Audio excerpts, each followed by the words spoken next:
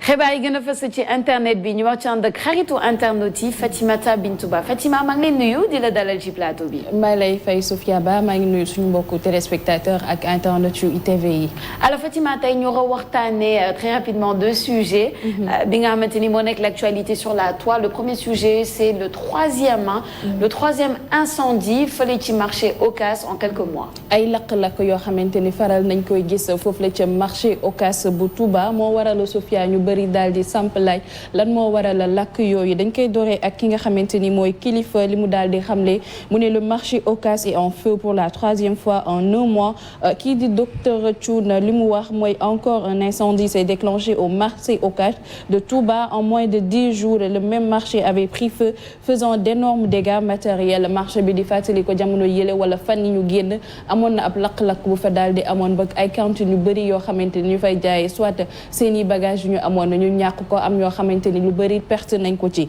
keneen tamit li ñu daal di xamle mu ne une situation qui mérite réflexion en vue de limiter li ñuy woowee les dangers bu pare daal di samp laaj quelle responsabilité ana ñan ñooy responsable marché yi ak lakk-lakk yi ñan ñoo ko waral kii di Abdou Khadre lu mu daal di xamle mu ne à l'espace de 2 semaines mu ne le marché Ocass de Touba prend feu à nouveau Média Actu nag ñëwaat nañ ci lakk-lakk bi am ci marché bu Touba mu ne incendie au marché Ocass de Touba 35 cantines maanaam lim bi mu ngi toll ci 35 cantines yoo xamante ni lakk-lakk yóbbaale na ko et 40 étals consumés étal mooy yi nga xamante ni ñu ngi koy lal ci buntu marché yi wala ci buntu kiosque yi bi nga mën a woowee noonu waa Sene News ñëw nañ ci lii nga xamante ni mooy détails yi lan moo war a lakk-lakk marché Ocass du marché Ocass kese la ñu gis ay lakk-lakk di fa xew bëri na ay marché yoo xamante ni dafa nekk fii ci Sénégal dañuy jékki-jékki rek gis mu daal di lakk li ñu wax mu ne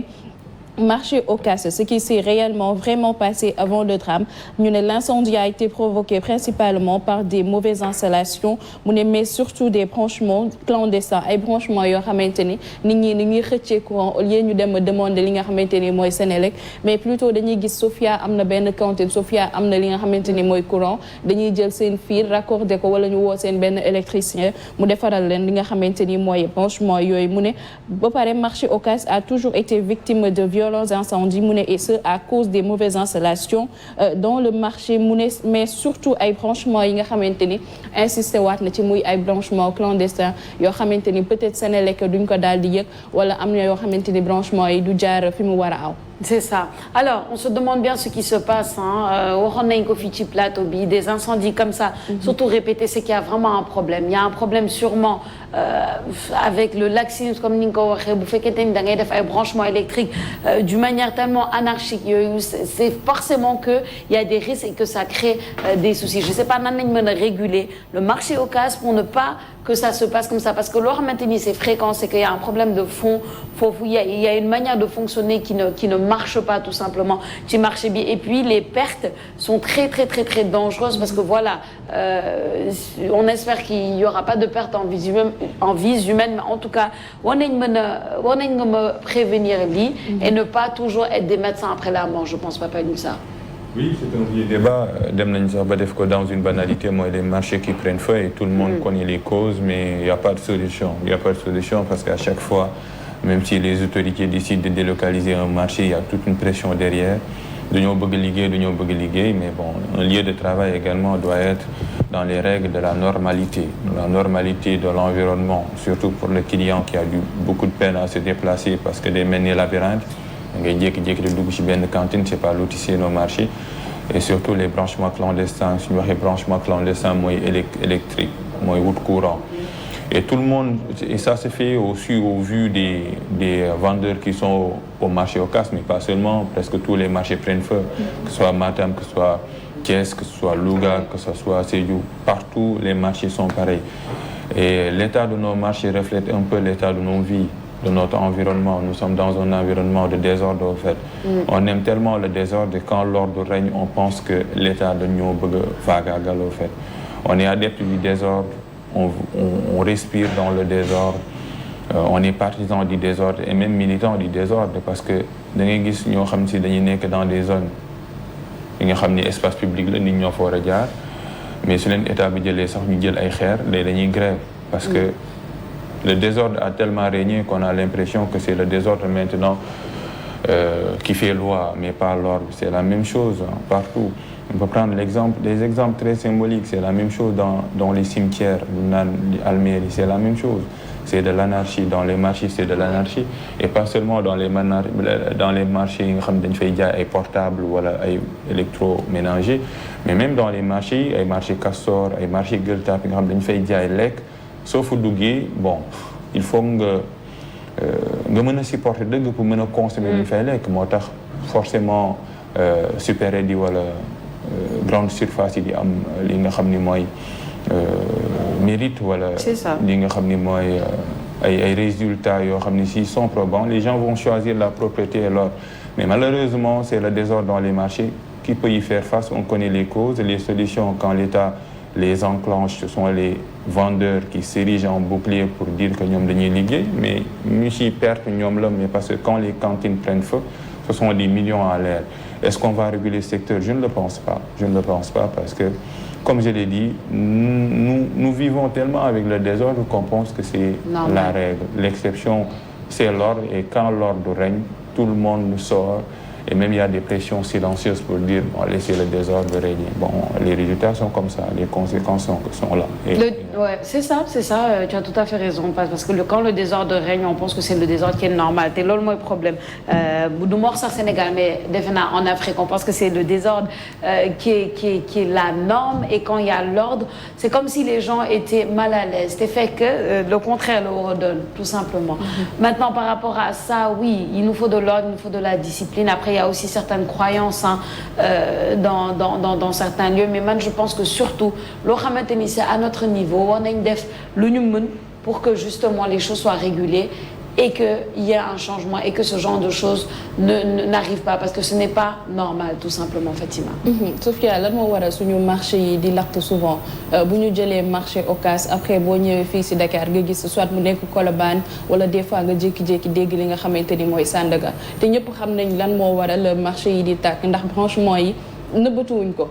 xam nañ da ngay dem ci marché yi nga gis ay fil di lang même bu fekkee sax lakk-lakk mais sécurité bi nga xamante ni clients yi maanaam ñiy ñëw di jënd wala ñiy ñëw di nekk ci marché boobu di côtoyer danger bi nga xamante ni déjà courant di foo ak moom wala jege ko sax am na installation yoo xamante ni je pense que am na norme yu ñu war a respecter nekkul dañuy ñëw rek xëcc fil la nga raccordé ko branché ko am courant am na nuñ koy defee am na règle wala yenn yoo xamante ni war nañ kaa respecter donc suñ demee ba banaliser li nga xamante ni mooy genre branchement yooyu ci marché yi nekkatul ci marché yi kese mais dafa xaw a bëri ci dëkk bi et souvent li ñuy wax sénégalais dañoo dem tàmm yenn yi ba plutôt bu amee dañ koy banaliser marché Ocass bi lu mu lakkee 3 fois ni ci temps bu gàtt gisoo nit ñi nu ñu toog alarmé wu nit ñi waxuñu si sax loo xamante ni daal dinay bëri te pourtant dañ koy seetlu saa su ne boo gisee yenn marché yi état wu marché yi buy nekk marché Thiaroye yi marché boo dem nga xool déjà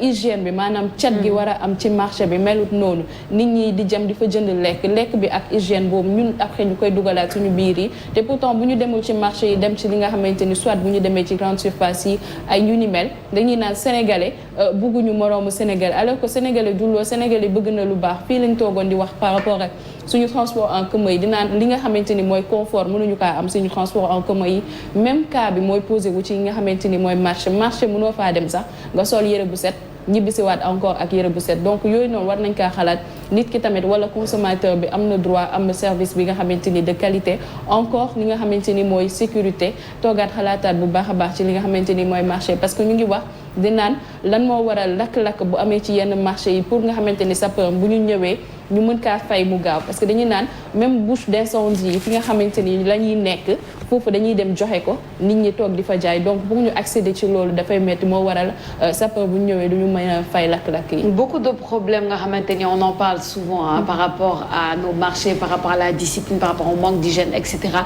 te dinañ continuer di ko wax tant que y a pas de changement je pense que c'est très très très important. ñu jàll rapidement ci beneen sujet bi Fatima tey jii on parle aussi de la solidarité planétaire autour de la Syrie et de la Turquie mais particulièrement sapeurs-pompiers sénégalais yi nga xamante ni dem nañ fële ci Turquie pour venir en aide aux rescapés. séisme bi am ci Turquie ak foofu la ci Syrie gis nañ ba mu xewee ñëpp ni ñu jógee def ànd ak solidarité ngir jàppale ñi nga xamante ni ñoo ci loru indi leen ndimbal Sénégal nag def na ko ak nu mu ko mënee ndax dëkk bu nekk ak moyens yi nga am ak noo leen mën a jàppale démb gis nañ ak benn xamante ni benn délégation identification sapeur pompier ñu déployer leen foofu la dañ koy dooree ak ñi nga xamante ni football Sénégal la ñuy daal di wuyoo nee nañ suite au tremblement de terre en Turquie mu ne le Sénégal a répondu à la demande d'assistance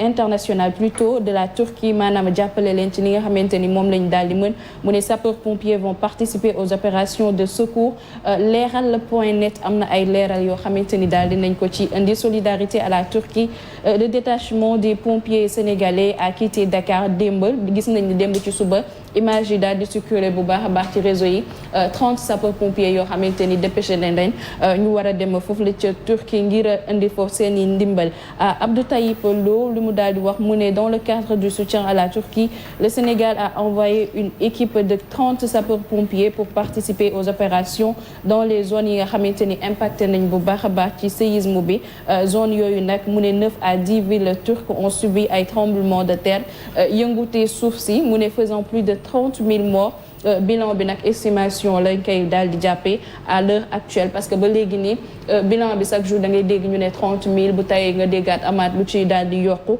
ambassade Turquie moom fii ci Sénégal ñoom tamit def nañ ab publication di remercier bu baax a baax taxawaayu Sénégal bi ñu am gannaaw tremblement de terre boobu séisme bu foofu noonu mu ne composé de 30 personnels mu ne 5 yoo xamante ni 30 personnels spécial de la brigade nationale des sapeurs-pompiers du Sénégal mu ne en route pour la Turquie pour aider les travailleurs dans les zones yoo xamante ni séisme bi amoon na fa impacté na fa bu baax a baax ñeneen ñoo xamante ni rafetlu nañ bu baax a baax taxawaayu Sénégal